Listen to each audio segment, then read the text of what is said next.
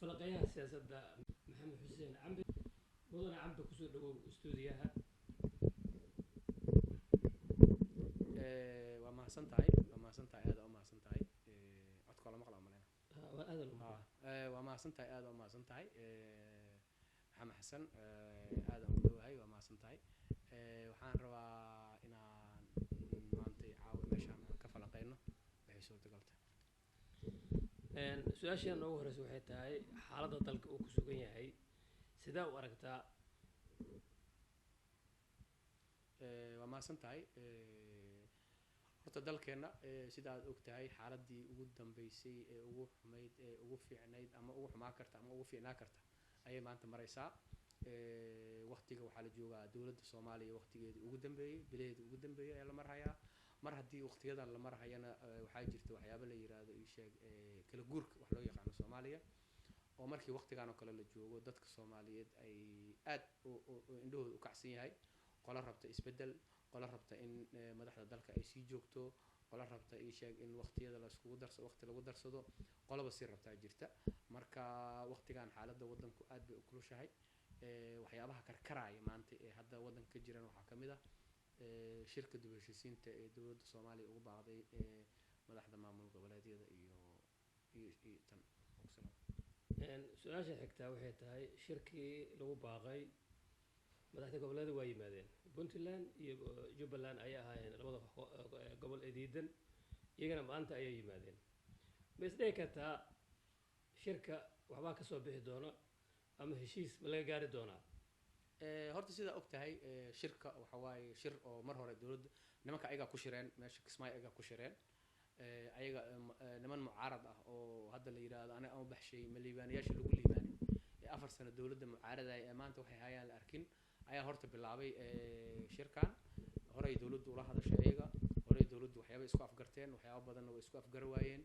kadib ayaga nimankan maamulada iyo ayaga kadib waxay isugu tageen magaalada Kismaayo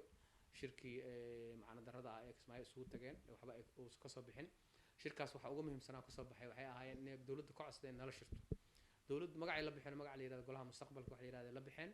maadaama ay golaha mustaqbalka bixeen dowladdu waxay intii kale waxay ka soo qaadatay qorshihii waxa la yiraahdo la kulanka dowladdu qorshaan ayada diyaarisay kulanka way diyaarisay inkastoo dib u dhacay oo nimankan ay ciidamo iyo waxyaabo aan loo baahnayn ay keensadeen hadda dowladda shirkaas ku baaqday shirkaasi hadda waa sida uu muuqdo maanta madaxdii labada maamulba wadanka waa yimaadeen madaxweynaha Jubbaland iyo madaxweynaha Puntland labaduba xamar waa ka soo dageen si fiican loo soo dhaweeyay way arkeen sida loo soo dhaweeyay sida loo soo marxabeeyay Soomaaliya way isjeceshahay siyaasad kala duwanaato Soomaaliya way isjeceshahay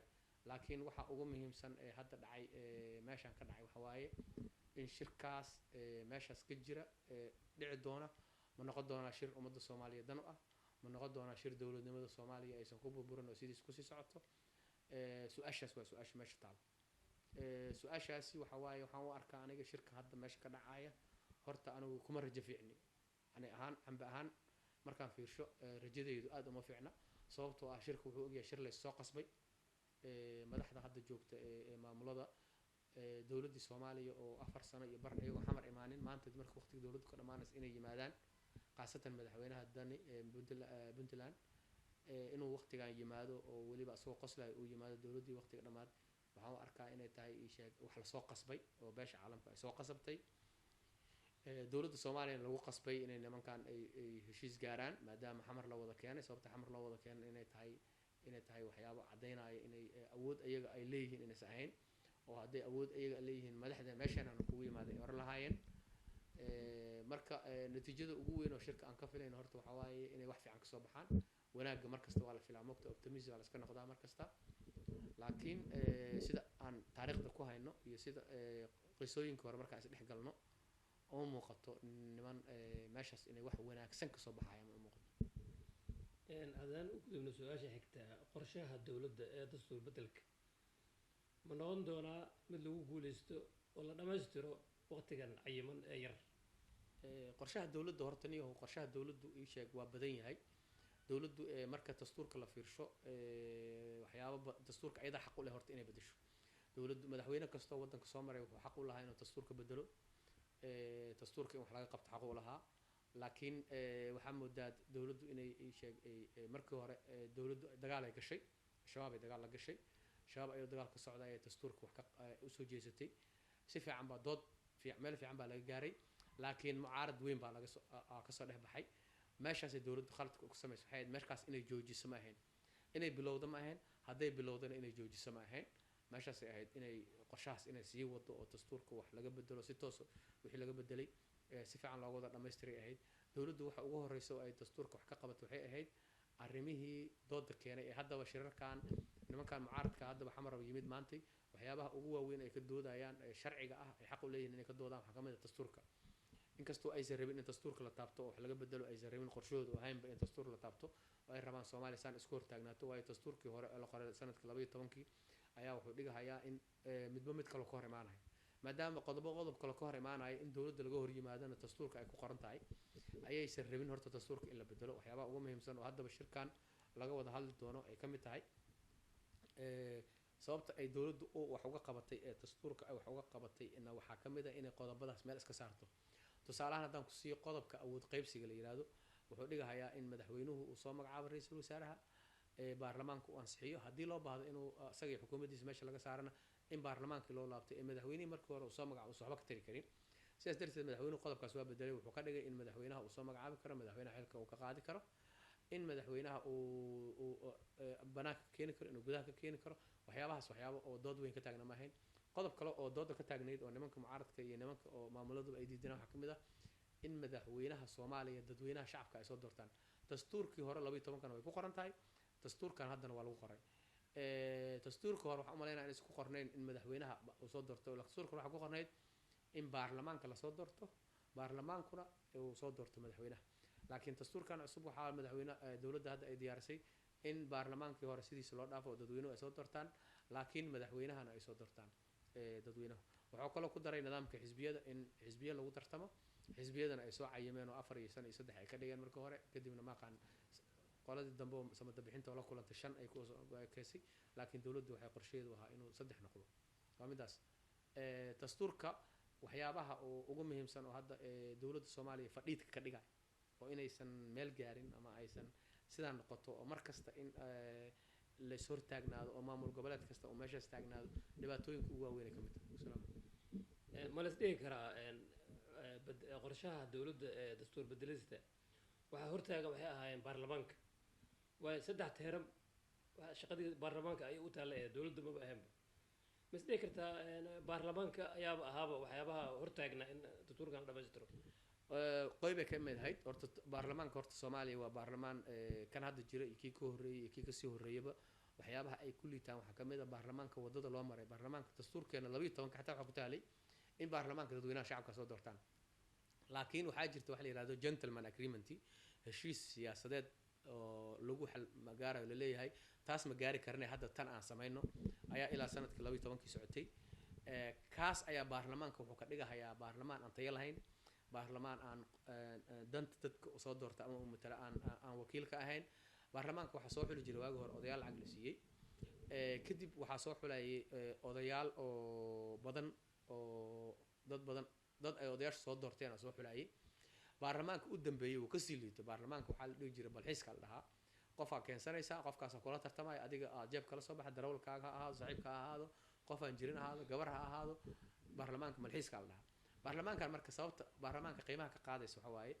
oo shaqadiisa uu soo aqoonin oo nidaamkiisa uu aqoonin oo baarlamaanka kala bar wasiiro laga dhigayo kala bar saxaab yihiin kala bar aqoonba oo lahayn waxa ka dhigaysa waa qaabka lagu soo doorto marka nidaamka aan dowladda Soomaaliya ku taageersanaa waxa kamid ah qorshe waxay soo jeedisay ah in dadweynuhu ay doortaan baarlamaanka marka dadweynuhu baarlamaanka ay doortaan ninkani maadaama dadweynuhu doorteen ugu yaraan wuu ka fiican yahay xataa haddii farsamooyinka la soo maro ugu yaraan wuu dhaamaa kii qabiilku soo xulay ama kii dadka ergada ah oo malxiiska la soo sameeyay gamaan wuu baamaa sababta marka su'aashaada hadaan usoo laabto ahayd baarlamaanka shaqadiisa Soomaaliya ha baarlamaanka shaqadiisa waaye haddaan hadda labadii hore iska dhaaf waa gudbeen baarlamaankan hadda jooga waxaa xukuma nin aadan madoob la yiraahdo aadan madoobe ma ahan nin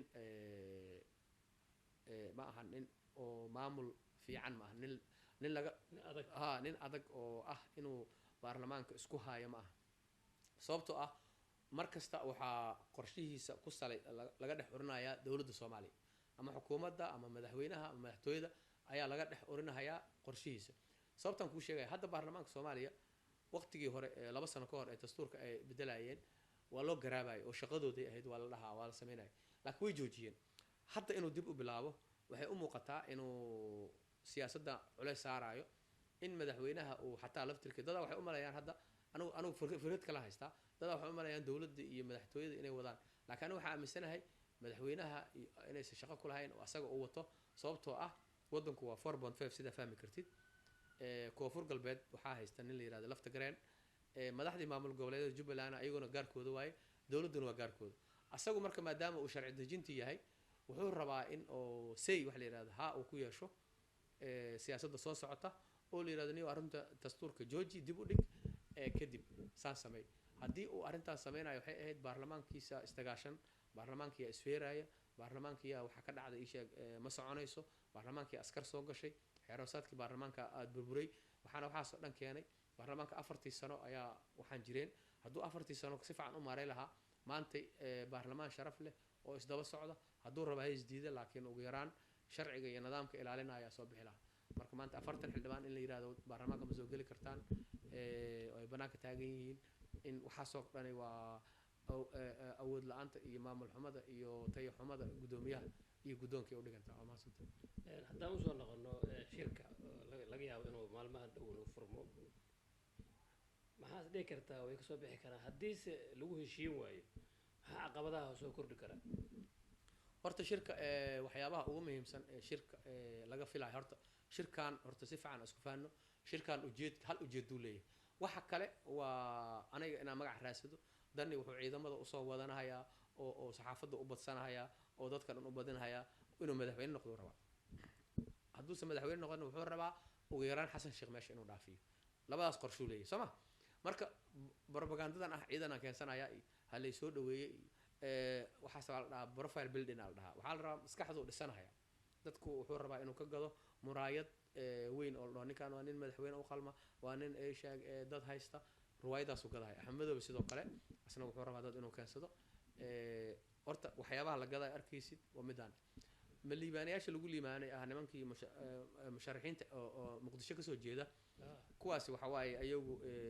waxay rabaan meel ay lugta gashtaan ay rabaan nin walbaaba wuxuu rabaa inuu noqdo waxa la yiraahdo isheeg labaad ama saddexaad ama afraad ama shanaad uu raasanaya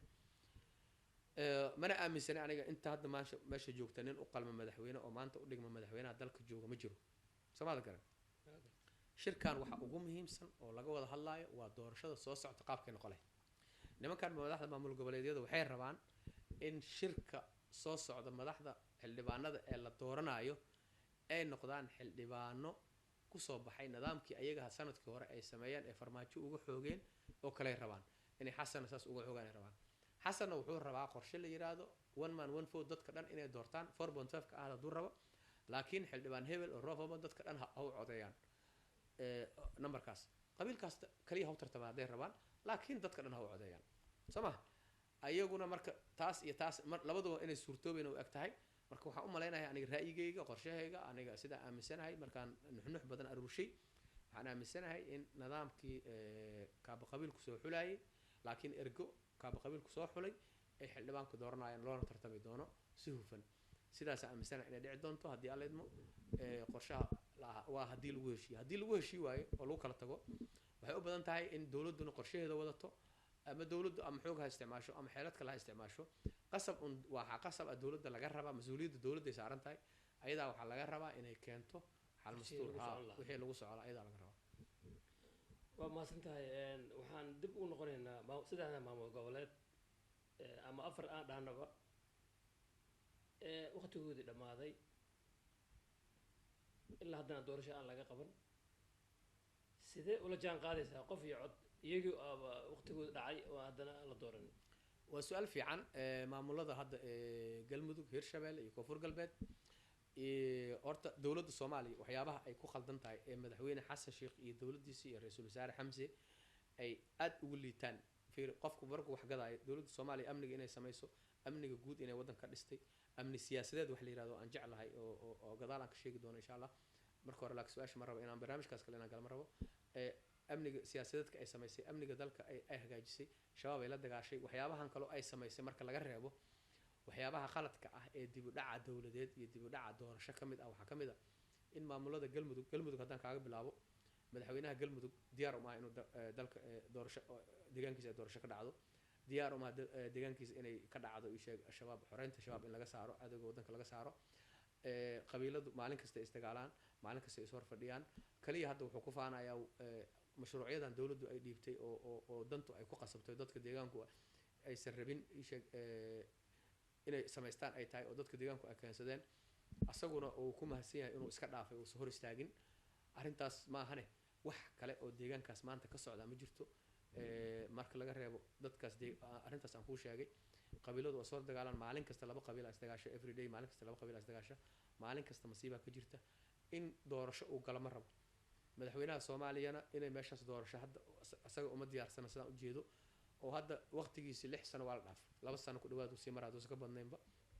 waqtigiisi waxa ku soo haray lafta maxaa la dhahaa ninka la yiraahdo Hirshabeelle Guudlaawe balad Hiiraan oo dhan wax gacan kuma hayo qaybna shabaab gacan ku haya qaybna dad asaga ka soo horjeedo oo wali maamulkiisa ka tirsanaa qabka haya hadda waa arkaysaa wax baladweyne ka socdo in la leeyahay sheeg mashaariicdii loo keenay baladweyne waa laga fuli waayay oo sababtoo ah waa maamul goboleedka kali ah ee magaaladiisu iyo madaxtooyadiisu ay dhaqaleedahay airportkiisa asoo isku furnayn maamul goboleed dalka jira ugu liita kan hadda la sameeyay ee waqooyi bari xataa ka sii liita waxa ku soo haray lafta gareen waa nin markii hore asagoo dhiig ku daatay deegaankiisa dhiiga ku daatay oo markii hore qabsanayay waa dhiiga ku daatay shalay asagoo gudoonkii guddiga doorashadu ay baydhabo joogaan ayuu wuxuu weeraray ciidamadii dawladda iyo siyaasad ka soo horjeeda asaga oo dawladda ah ayuu weeraray dad ugu yaraan 50 qof ku dhimatay 200 qof waa ku dhaawacantay hantiya ku burburtay hadda wuxuu sii taagan yahay sheeg hala soo qabto dadkii meeshaas joogay waqtigiisa waa hor u dhamaaday asaga markii hore xoog ku yimid waxaasoo dhan waxa kaaga sii daran mucaaradka degan ka jira koonfur galbeed dhammaantood waxa gacanta ku haya oo diidan inay xataa lafta garan ama mucaaradaan ama idaacad ka hadlaan ama ay qori u qaataan dhammaantood waxa diidan madaxweynaha Soomaaliya sababta aan ku leeyahay marka dawladda Soomaaliya waxyaabaha ka qaldan waxa kamid ah qodob waxaa jira nimanka mucaaradka aan ku mucaaradno oo markasta aan ku eedeyno ah in Axmed Madoobe oo aan ogoleyn doorasho oo aan ogoleyn wax walba oo aan inay doorasho lagala hadlo ay tahay waxyaabo oo aan logic ahayn aqal ahayn laakiin Xasan Sheekh iyo Xamse iyo dawladda Soomaaliya waxyaabaha maanta ayaguna aan suurtagal ahayn inay dadka la soo hor istaagaan waxa kamid ah in maamulo waqtigooda dhamaaday inay ayagoo u joogaan inay maamul kala dhaxaan adiguna ii sheeg maxaad isku dooratay oo anaga la'aanteen marka waxa la rabaa qofka aad eedeynaysid ina adigu eedig marka hore ka baxsan tahay mogtahay marka ayaguna eedaas weyn tahay leeyihiin waka aad iyo aad u mahadsan tahay sida aad u falaaqaysay